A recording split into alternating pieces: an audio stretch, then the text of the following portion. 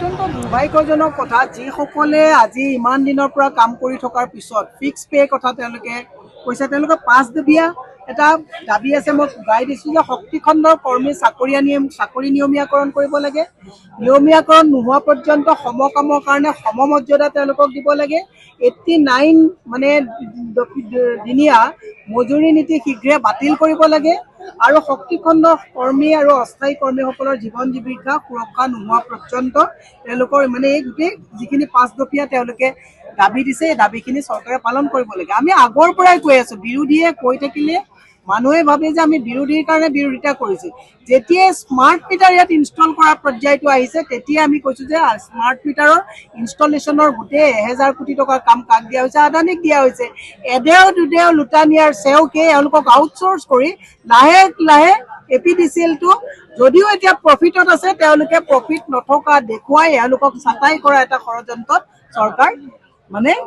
নিমজ্জিত হৈছে এই কাৰণে আমি হিমন্ত বিশ্ব শৰ্মাক কৈছো হিমন্ত বিশ্ব শৰ্মাই কৈছে যে অসমত প্ৰতিবাদ নাই প্ৰত্যেক দিনাই সচলত প্ৰত্যেকটো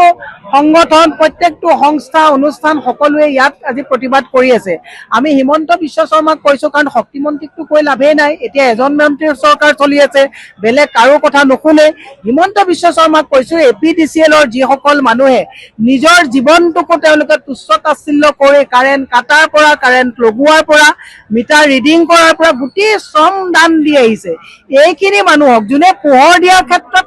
তেওঁলোকৰ পাৰিশ্ৰমিক দি আহিছে আৰু সেইখিনি মানুহকে অন্ধকাৰত লৈ যাবৰ ভৱিষ্যতে তেওঁলোকে এটা প্ৰয়াস কৰিছে এইকাৰণে মুখ্যমন্ত্ৰীক কৈছো বহুত হ'ল হাল এৰি ইয়াত বহুত খেদিলে গতিকে এপিডিসিএলৰ যিসকল প্ৰায় 5000ৰ ওপৰত কৰ্মচাৰী আছে তেওঁলোকৰ যি 5 দফীয়া দাবী আছে এই দাবীসমূহ পূৰণ কৰে আজি তাৰিখত চাওক বস্তুৰ ইমান আকাশলংঘী দাম হৈছে 12000 টকাত 15000 12000 17000 টকাত তিনটা স্লেব আছে 5 বছৰ 10 বছৰ আৰু 10 বছৰ বা 15 বছৰ ওপৰত 17000 টকা 17000 টকাত চাকৰি কৰি এটা পৰিয়ালে কেনেকে মানে এটা পৰিয়াল চলাব পাৰে ইয়াক বৃহৎ প্ৰশ্ন সেইকাৰণে মুখ্যমন্ত্ৰীক আমি টানি দাবীও জনাইছো যে কেৱল যে ইয়াত এপিডিসিএল যে আজি মানে ধৰ্মঘট কৰি আছে এনেকুৱা নহয় গোপাল মৈত্ৰীসকলে আজি 18 দিন তাত বহি আছে নৈতিকতাৰ খাতিৰত মেমৰেণ্ডামখন নিবলৈ আহিবলৈ তেওঁলোকৰ সময় পোৱা নাই তাতে আপোনালোকে দিছে ফিজিকেলি হেণ্ডিকেপ সকলে আজি তাত তেওঁলোকৰ দাবীসমূহ পূৰণ কৰিবৰ কাৰণে আজি তাত অন্নখনত বহিছে এইকাৰণে মই হিমন্ত বিশ্ব শৰ্মাক কৈছো এডভান্টেজ আসাম মানে নৃত্য নাটিকা এইবিলাক ভাল হৈছে আমি বেয়া পোৱা নাই কিন্তু এইবিলাকে চমক দেখুৱাই ভিতৰি যে কোৱা বাতৰি এই কথাবিলাক অসমৰ ৰাইজে বুজিছে আৰু শেষত মই মিডিয়াক এটা কথা মই হিমন্ত বিশ্ব শৰ্মাক প্ৰশ্ন কৰিবলৈ দিছো তেওঁ কাৰ্যকাল মাত্ৰ আছে 1 বছৰ তেওঁ 20 বছৰৰ কাৰণে আমাৰ বনবিলাক যে ধাৰত মানে মডৰেজ দি পেলাই ধাৰ লৈছে 20 বছৰলৈ যে যুৱ প্ৰজন্মই ধাৰৰ বুজা ল'ব লাগিব এই কথাটো তেওঁ সুধিব লাগে যে 20 বছৰলৈ কি যুক্তিত তেওঁ আমাৰ ৰাজহুৱা বনবিলাক মানে তেওঁ মডৰেজত দিছে এই কথাবিলাক অসমৰ ৰাইজে বুজি পালে ভাল আমি ঝুমুৰ নৃত্য আমি চাই খুব ভাল পাইছো ভাল হৈছে কিন্তু ঝুমুৰ নৃত্যৰ সমান্তৰাল ভাৱে এসটি ষ্টেটাছ দিয়াৰ 351 টকা চাহ জনগোষ্ঠীৰ লোকসকলক তেওঁলোকৰ দৈনিক মজুৰি দিলে আৰু আমি সুখী হ'ম এই কথাখিনি জনাইছো আৰু এপিডিসিএল যাতে এডেও দুডেওকে যাতে আদানীৰ হাতত যাতে নাযায় এই কথাটোৰ কাৰণে সকলোকে সক্ৰিয় আৰু সজাগ হৈ থাকিবৰ কাৰণে আমি আহ্বান জনাইছো ওয়া এডভান্টেজ আসামৰ টুইন টাৱাৰটো হ'ল নেকি এখন চৰকাৰ হৈছে বাকি আৰু ফাঁকি এডভান্টেজ আসাম যে পাতিছে কেৱল হিমন্ত বিশ্ব শৰ্মাই নৰেন্দ্ৰ মোদীৰ লগত ফেৰ মাৰিবলৈ গৈ যে তেওঁ আন্তঃৰাষ্ট্ৰীয় নেতা তেওঁ জাপানত যায় ময়ো জাপানত গৈছো তেওঁ ছিংগাপুৰত যায় ময়ো ছিংগাপুৰত গৈছো এই ফেব্ৰুৱাৰীটো পাতিবৰ কাৰণে এডভান্টেজ আসাম পাতিছে যোৱাবাৰৰ এডভান্টেজ আসামত কিবা হ'ল নেকি টুইন টাৱাৰটো হ'ল নেকি স্মাৰ্ট আমাৰ যে ট্ৰেইন বিলাক যে হ'ল নেকি